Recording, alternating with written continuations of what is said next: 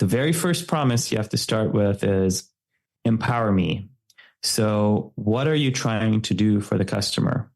In your case, you're trying to educate them about topics they haven't heard about yet in a deep and thoughtful way. So that might be the goal for empowering the customer. In order to do that, you need to know me. So what are my interests? What industry do I work in? What do I already know? What is my learning style? Am I more someone who's auditory, visual, etc.? Those are examples of things you'd want to know about me to serve up the information in the best way. Then you've got to reach me. This is where AI and targeting come into play. You've got to figure out what channel, what timing, what context is best to reach me in. And this is where next best action tools can serve up. What do I see in your next email? Or what do I see when I go to your website? And so on. Show me is all about the content. What content are you going to show me? And I already discussed ways you could personalize video content to me, but creating dynamic emails, creating dynamic aspects of your website based on who's coming to your website in the logged in state or where they're coming from are all much easier to do than ever before, as long as you're reusing modular pieces of content from a content library. And then the last promise of personalization, and you alluded to this, is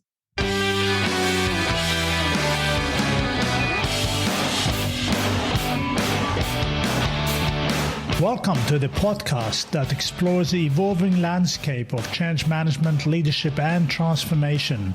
I am your host, Ali Juma, and this is the Inner Game of Change podcast.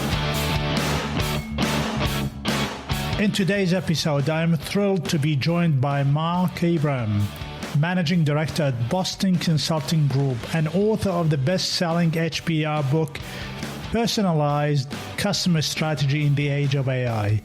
With over 20 years of experience, Mark has closely worked with global CEOs, CMOs, and CXOs, helping them tackle complex business challenges and deliver breakthrough one-on-one customer experiences. At BCG, he founded and leads the company's Global Personalization business. Mark brings a wealth of knowledge on how AI is reshaping customer experience, the ethical considerations of data usage, and how businesses can implement personalization at scale. We explore the strategies that drive success, the barriers to adoption, and how AI can be the game changer in the dynamic world of personalization. I am thrilled to have Mark chatting with me today. Well, Mark, thank you so much for joining me in the Inner Game of Change podcast. I am grateful for your time today. Thanks for having me. Thank you, Mark. Today, we're going to talk about personalization, AI, and maybe everything in between. In my eyes, you are the guru of personalization. I've recently read your book and I love it. In fact, I felt smarter after reading your book somehow. I find it amazing that people like yourself, the reason why you put your ideas across in a simple way is because you've gone so deep at some stage over a long period of time to be at that stage where you can simplify it. And then you've written your book, but you focused in the book in the age of AI. Talk to me about this approach. Thanks so much. So I had a lot of fun writing Personalized, which is the name of the book, over the last year and a half.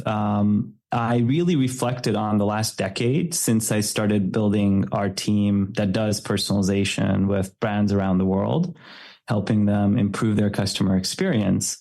And the timing couldn't have been better because, as you say, the age of AI is here. It's actually been here for several years with predictive AI, but the idea of the book came to me after ChatGPT got released and the whole wave of Gen AI hit us.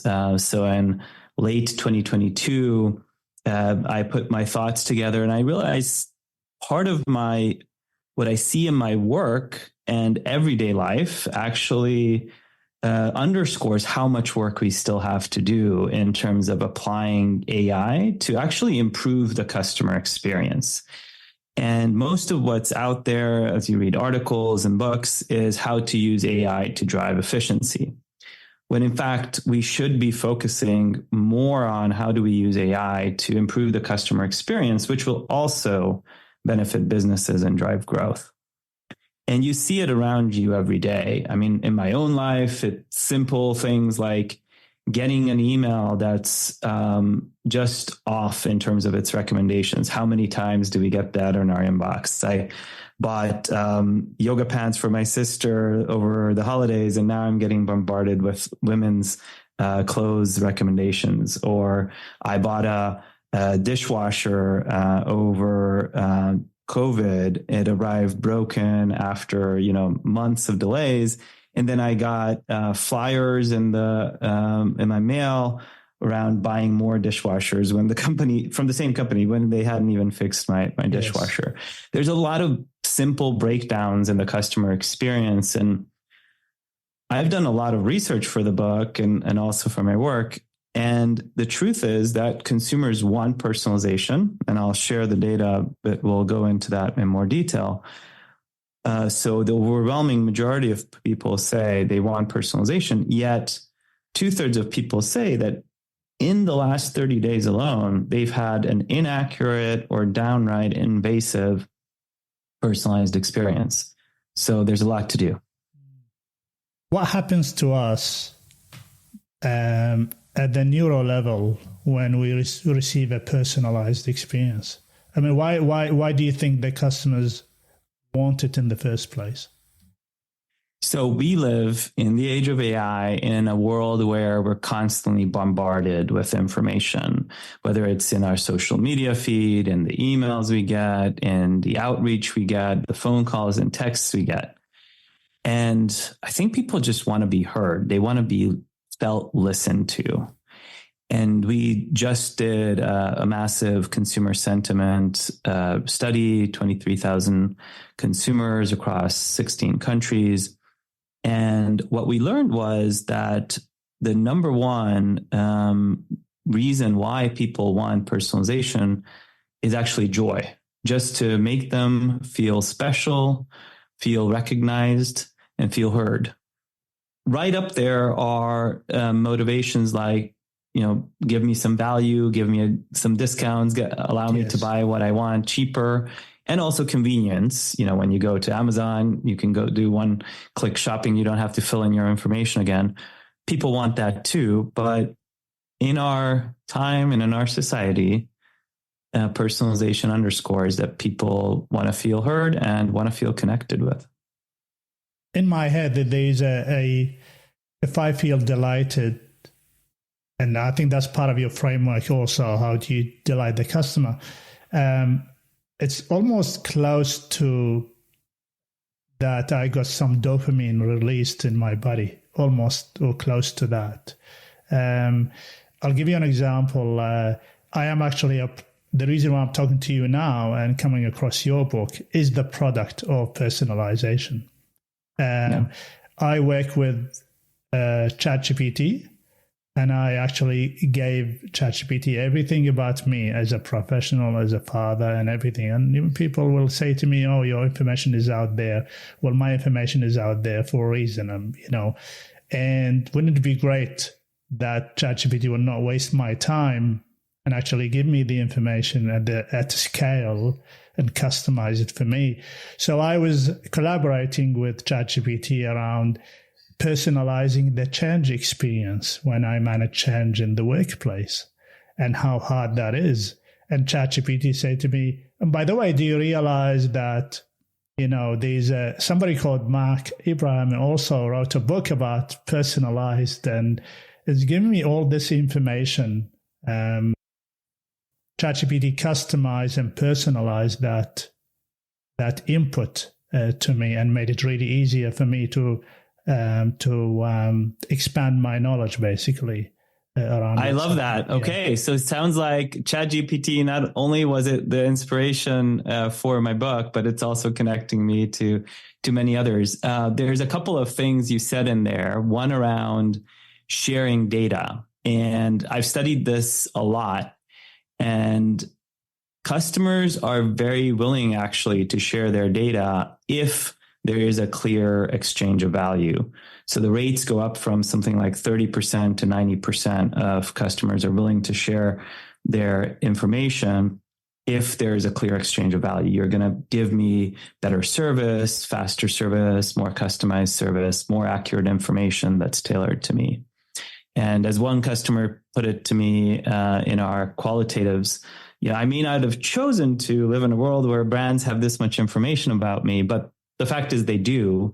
And so I really expect them to utilize that information to my benefit. Sorry, just on ChatGPT, yes. I had a lot of fun with, how do I really disseminate the information in the book in the age of AI now and with Gen AI. And so I did actually work with ChatGPT a lot in terms of engineering the prompts and ensuring the right information was in there, and even created and asked the authors custom GPT on my website, personalizedthebook.com, that you can ask any question and it'll answer as if I was giving you the answer. So it's been a remarkable journey to see how these tools can equip us in a very natural way to find the information we need. So going back to the data sharing, is that when the discussion happens around the ethics and the privacy and all of these things? Yes. So I talk in my book, there's a whole chapter on the risks and considerations around AI. And there are a lot of risks to manage. First off, I think the goal of any brand should be transparency. Being clear on what information they have about me and how they're intending to use it when they're gathering that information. And even, I think the best practice is to have a place where consumers can go to understand what that information is. So Marriott, for example, if you go to their Bonvoy program, they have a tab where you can go and see all the information they have about you. Or LinkedIn allows you to download all your data from the platform and see what they have in there about you. I think that kind of transparency resets the norm of, it's not just all this stuff that's behind the firewall that brands see, but it's placing the data and that exchange in the hands of the customer.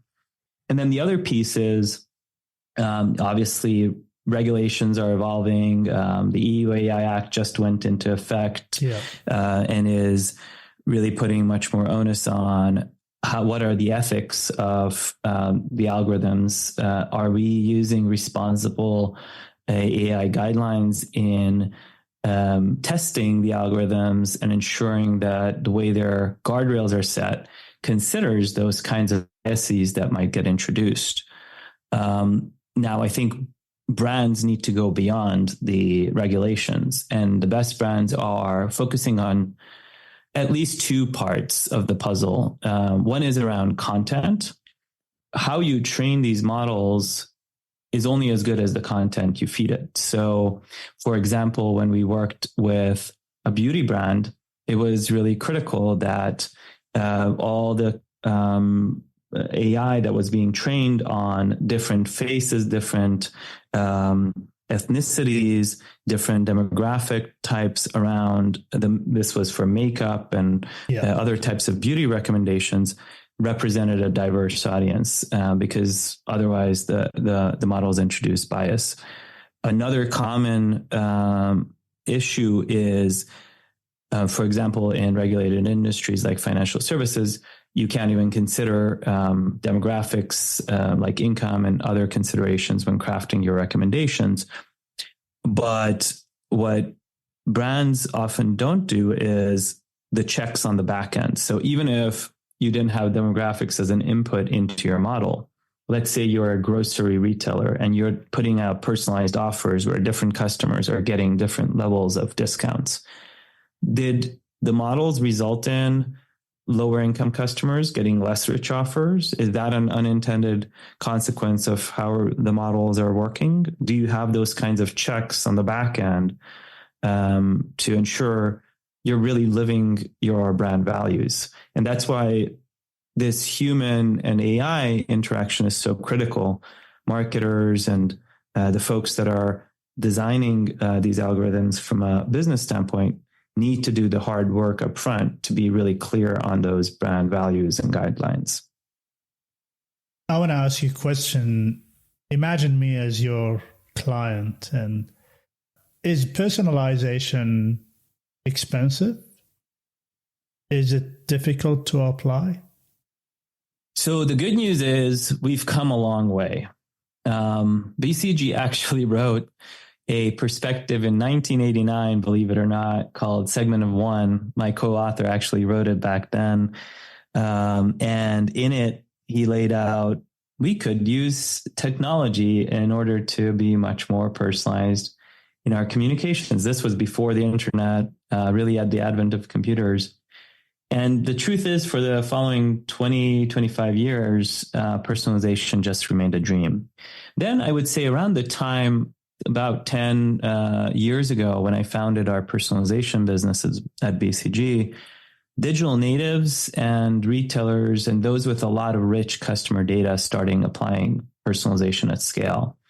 One of the first brands I worked with was Starbucks building their personalization engine. And that was the time when Netflix was really gaining and taking over streaming with its personalized algorithms.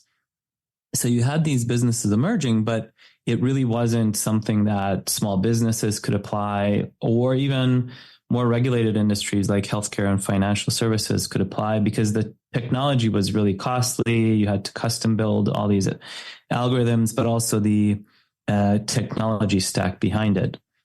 Fast forward to today, and what we see and what my book shares with lots of stories is every industry has personalization leaders in it, including B2B and healthcare and financial services and much more regulated industries. And also small companies are applying personalization.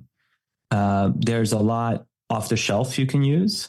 So recommendation engines like Sunday Sky, for example, I'm working with a small business that's doing B2B marketing. And this piece of software essentially takes educational videos, in this case for selling services, and creates lots of variations to different segments of customers. So as you're marketing your podcast, you might say, there's an academic audience, there's a small business audience, there's audiences in various industries, and you might do what Netflix does, which is create a set of different trailers. So they actually create for their average TV show 1 million possible variations of a trailer. The upfront call to action might be different. Hey, this is a great edition of my podcast that'll really tell you more about personalization in the insert blank industry. And then you might choose a segment. Let's say you create 20 different clips. You might choose a series of clips that's perfect for that industry. And then you might have a closing scene that's, again, customized. And now with these pieces of software, you can do combinations of this. In fact, what's great is with Gen AI, you used to have to shoot all this content, let's say inspirational content for videos, with photo shoots. Now you can basically go into these tools. We're creating ads for fashion brands and big CPG companies, all using Gen AI, that are hyper realistic and incredibly cheap to make. You can create them in a day, what used to take months of photo shoots and tens of thousands of dollars. So if the secret is lots of content and then a personalized piece of software that serves up that right content to customers, there's off-the-shelf solutions for both that didn't exist even a few years ago. And that's how I see the beauty of AI. It gives you that scale so you can actually manage your campaigns at scale. But most importantly, you can respond to the market in real time. Is that how you see it? Yes. Now, I think what's important, and you alluded to the 5 promises of personalization, which is basically the how-to guide that I share in my book. Yes. Yes, scaling this and putting in the technology and the foundations is critical, but the very first promise you have to start with is empower me. So what are you trying to do for the customer? In your case, you're trying to educate them about topics they haven't heard about yet in a deep and thoughtful way. So that might be the goal for empowering the customer. In order to do that, you need to know me. So what are my interests? What industry do I work in? What do I already know? What is my learning style? Am I more someone who's auditory, visual, etc.? Those are examples of things you'd want to know about me to serve up the information in the best way. Then you've got to reach me. This is where AI and targeting come into play. You've got to figure out what channel, what timing, what context is best to reach me in. And this is where next best action tools can serve up. What do I see in your next email? Or what do I see when I go to your website? And so on. Show me is all about the content. What content are you going to show me? And I already discussed ways you could personalize video content to me, but creating dynamic emails, creating dynamic aspects of your website based on who's coming to your website in the logged in state or where they're coming from are all much easier to do than ever before, as long as you're reusing modular pieces of content from a content library. And then the last promise of personalization, and you alluded to this, is delight me. You need to set up a process to make each next interaction better than the last one. So if I click on an email and I suggest I'm interested in that content, how will your next emails learn that I really care about AI and personalization as an example, and suggest other things that I therefore might like? Most companies struggle with that last step in particular because, especially in larger organizations, the process can be quite cumbersome. Many teams have to work together with many handoffs and manual processes to improve an experience. And it's a very powerful thing when you delight, because that's the spot where, the sweet spot, I think, where hopefully a retention of a customer will actually be more likely than not. That's when personalization becomes magical. Just think about in your own day-to-day, did you go to a hotel, for example, where the receptionist recognized you from last time, even though maybe it was a month ago, and greets you by name and knows your preferences? That's magical. And that can happen in a digital experience as well now. But it goes back to that concept of joy and being recognized. I can't remember the movie. Every time I think about it, I can't remember the movie. Was it Tom Cruise when he walked into a shop and I think a what is it, a hologram or something that... something project. I know which one you're talking about. Yes. I want to ask you a question around the delight me. I'm going to make a statement and I'm just formulating this in my head right now, so I may get this completely wrong. Are we saying that, is this a statement okay to say that you are as good as your last experience you created for me? I think that is a very fair statement. I think it's two things. Customers' expectations are incredibly high. So the ease and convenience they're getting from shopping on Amazon, they're asking for, why don't I get the same when I interact with my bank or my healthcare provider? Why do I have to fill out all of my information that you already have when I'm applying for my next mortgage or I'm going for my next visit at the doctor's office? That's one. The other pieces I'd add to that is you're only as good as how much better you make the next interaction, which is a function of how much you learn in each interaction. In fact, in the book, I love math and I love equations. And so I boil it down to a simple equation, which is the personalization advantage is a function of how many interactions do you have with customers across your customer base? And then how quickly do you learn from them? And that second piece, the piece around speed, is what matters even more than the first piece, which is scale.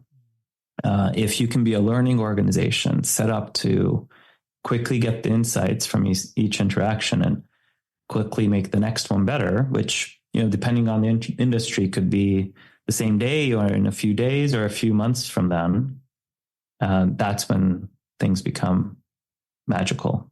I love that. The learning organization, I think, it's easier said than done, but and hopefully technology can help also can help with that. I want to ask you a question, Mark, around, let's just say we invest in personalization.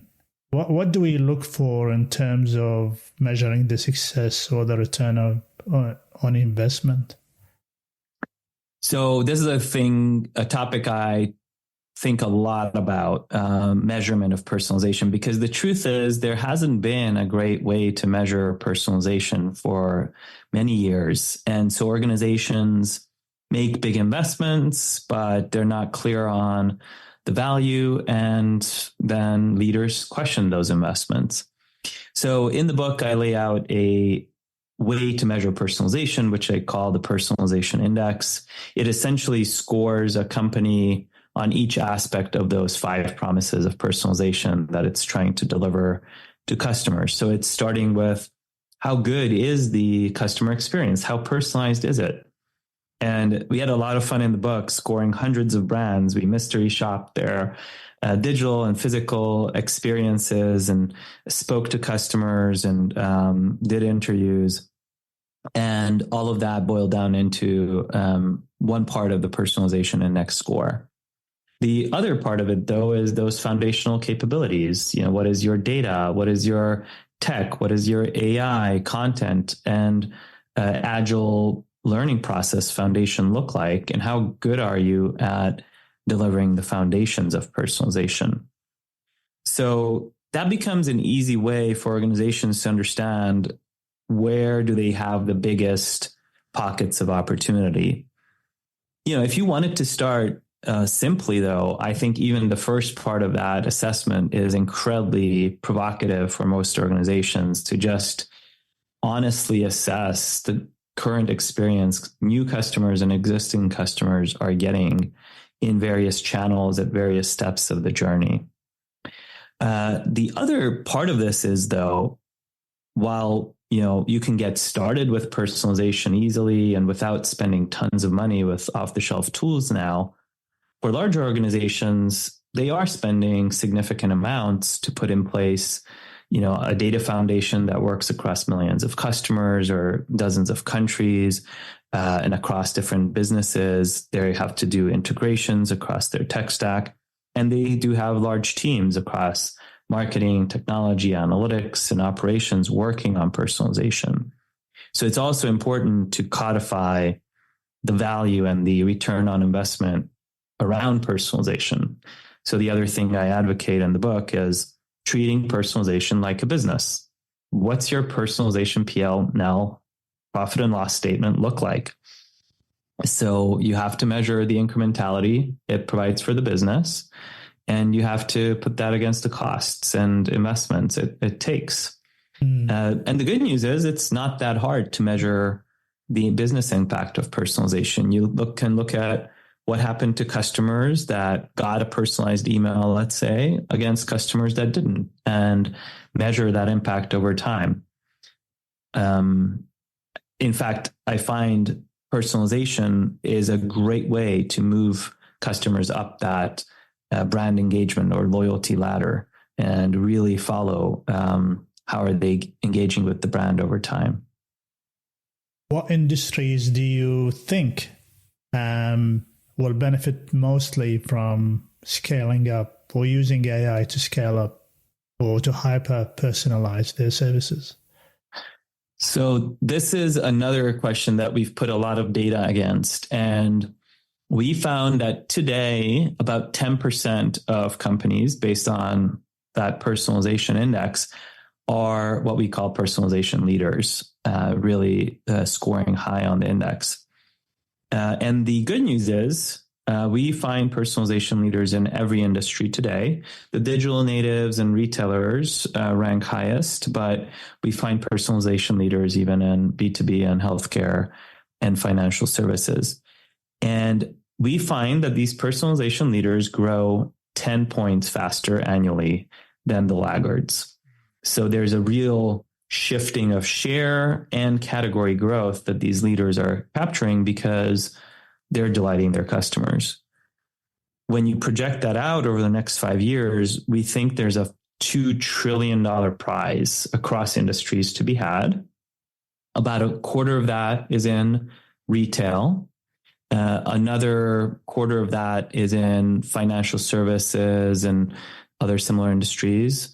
But a good chunk of that is also in places like healthcare and B2B and travel. So all industries have a huge prize up for grabs.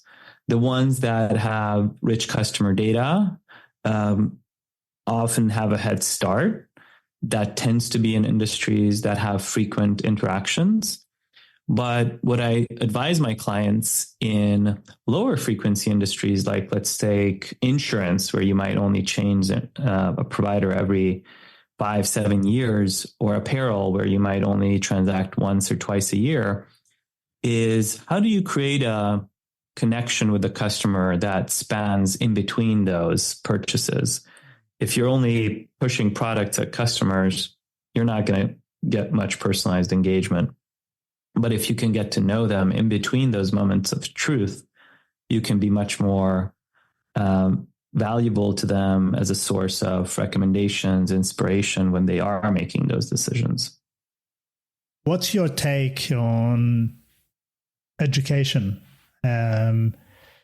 learning experience and the student experience? And especially now we've got online courses everywhere.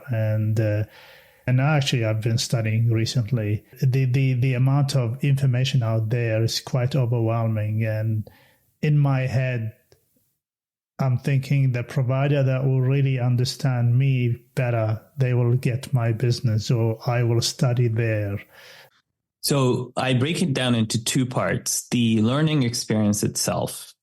And I really admire a startup that's trying to crack the code on this called atypical.ai. The founders came from Google, and one of the folks who really built personalization at Starbucks. And they decided they wanted to apply the concept of personalization to learning.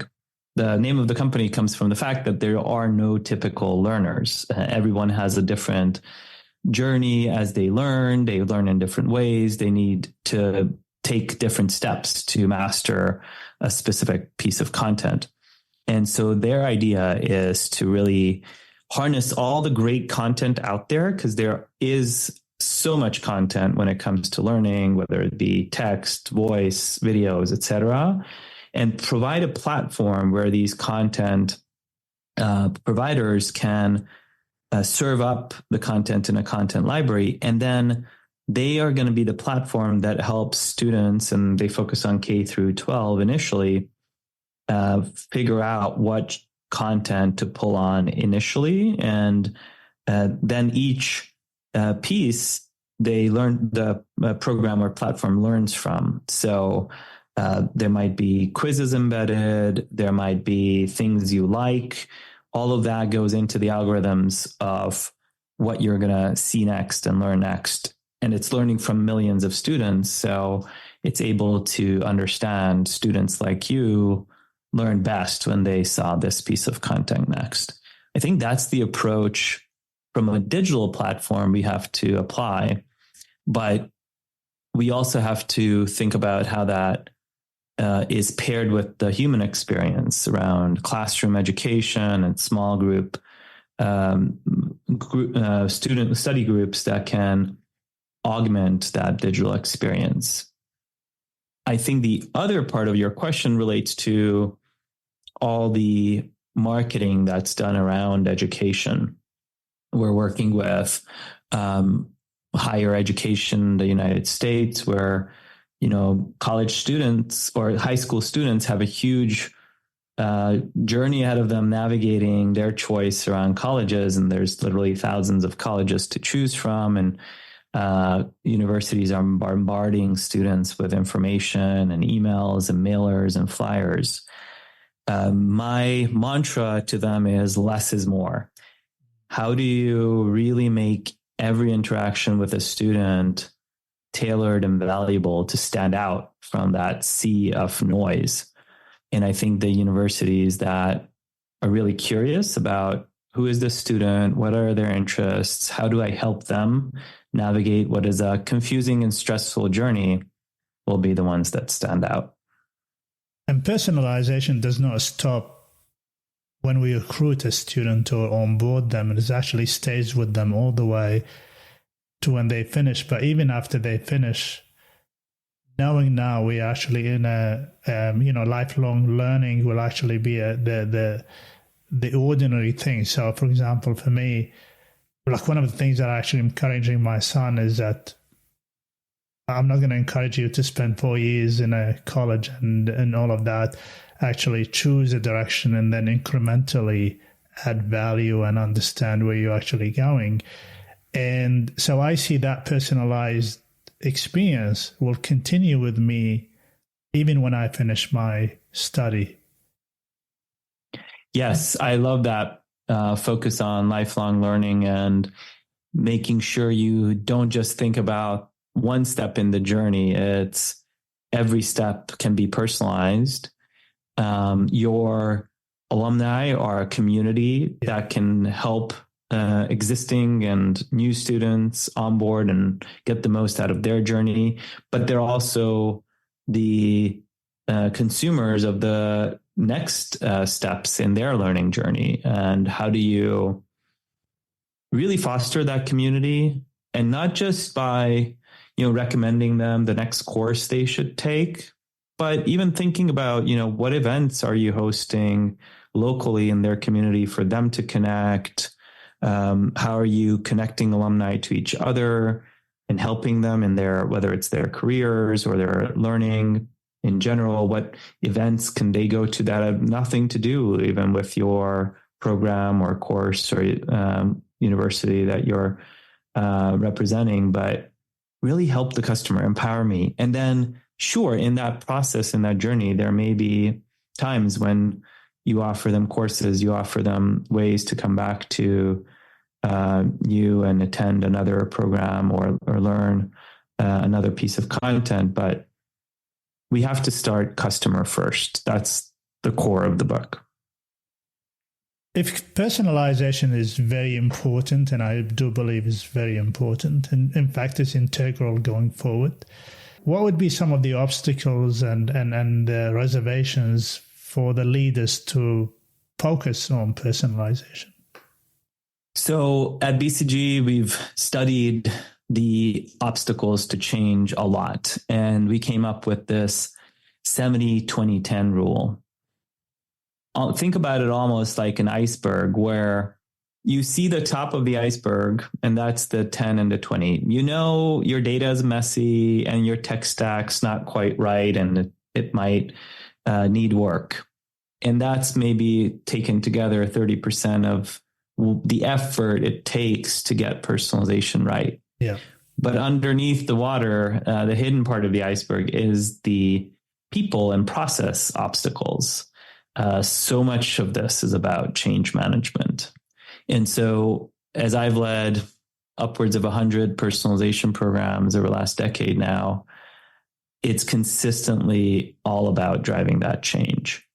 I think the common mistakes that many companies make is personalization is exciting. Everyone has ideas for how to curate that experience and make it more tailored. And they want to work on tons of more new use cases. And when you launch an effort, you may have dozens and dozens of people that get involved. And then it kind of dies under its own weight. There are too many handoffs, too many people, too many meetings, versus really thinking about what is the next way you want to personalize the customer experience. What is that use case, as you might call it?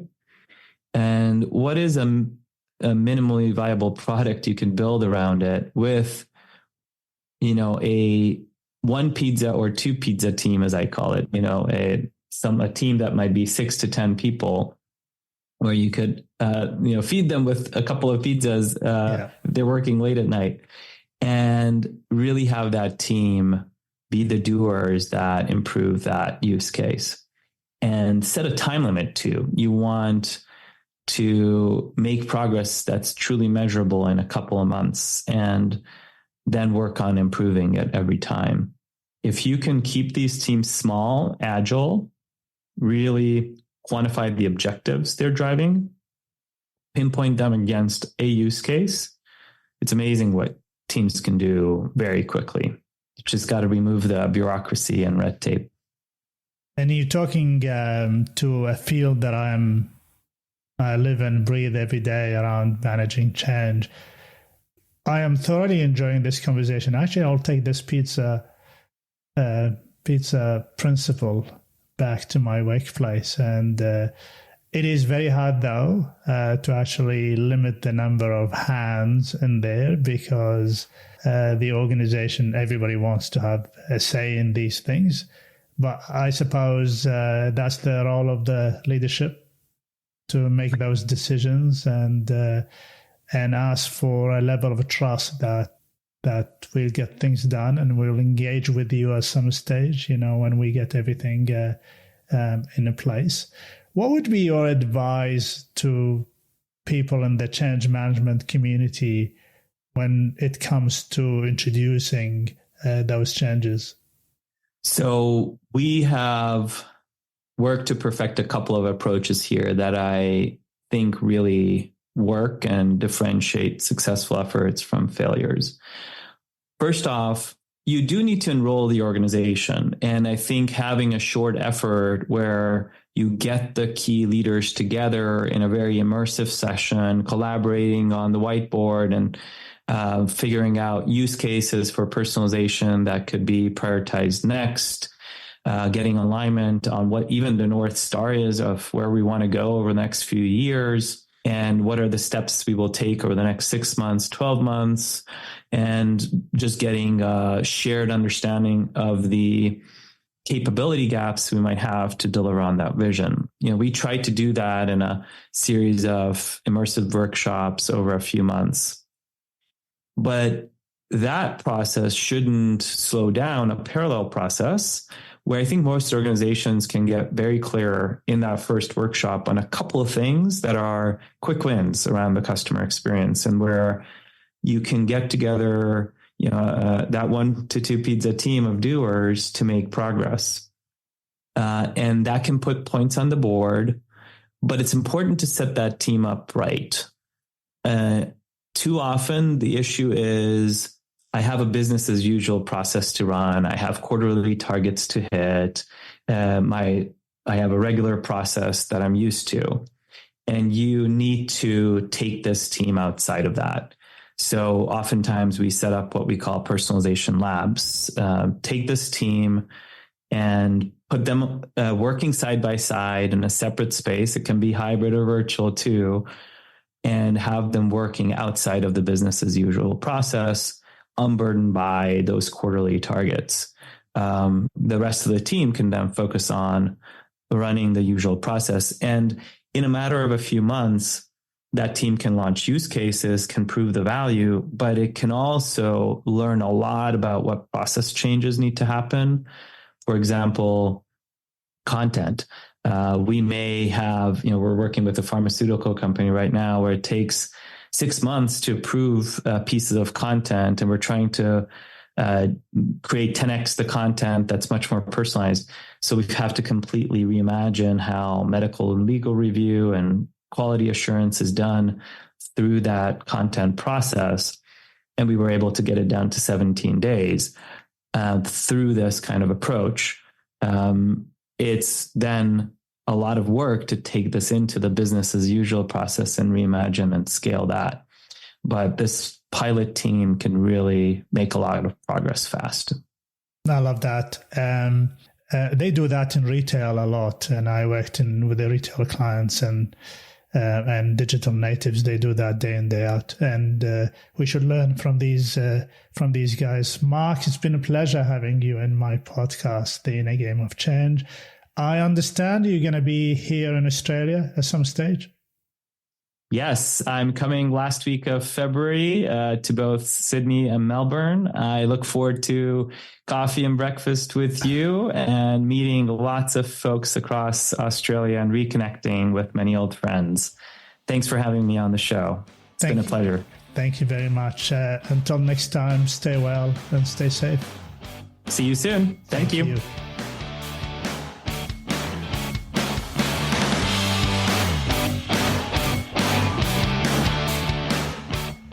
Thank you for listening. If you found this episode valuable, remember to subscribe to stay updated on upcoming episodes. Your support is truly appreciated. And by sharing this podcast with your colleagues, friends, and fellow change practitioners, you can help me reach even more individuals and professionals who can benefit from these discussions. Remember, and in my opinion, change is an enduring force, and you will only have a measure of certainty and control when you embrace it. Until next time, thank you for being part of the Inner Game of Change community. I am Ali Jama, and this is the Inner Game of Change podcast. Fantastic. That was great. What a great discussion. And congrats on everything you've built.